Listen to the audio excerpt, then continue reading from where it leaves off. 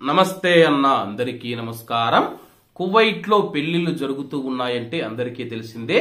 చాలా మంది పెద్ద సంఖ్యలో వాహనాలు పెట్టుకుని హారన్లు కొడుతూ వెళుతూ ఉంటారు.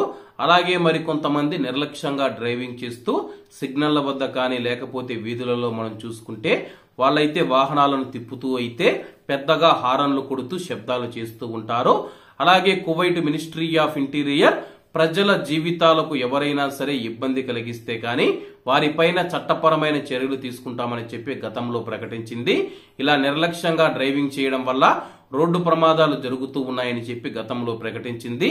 తాజాగా కువైట్ లోని షాప్ వివాహ మందిరం వద్ద నిర్లక్ష్యంగా డ్రైవింగ్ చేస్తూ అలాగే నిర్లక్ష్యంగా ప్రవర్తించినందుకు 4 వ్యక్తులను అరెస్టు చేసినట్లు కువైట్ మినిస్ట్రీ ఆఫ్ ఇంటీరియర్ ప్రకటించింది. అలాగే వారిని సెంట్రల్ జైలుకు రెఫర్ చేసినట్లు అధికారులు తెలియజేశారు.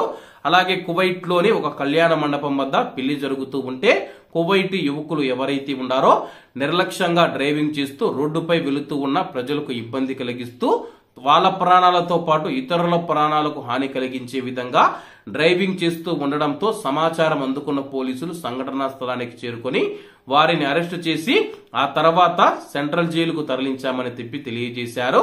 కువైట్ లో ఎప్పుడైనా సరే మీరు ఇటువంటి సంఘటనలు చూసి ఉంటే కామెంట్ రూపంలో తెలియజేయాలని కోరుకుంటూ అందరూ బాగుండాలి, అందులో మనం ఉండాలి. అందరికీ నమస్తే అన్న, జై హింద్.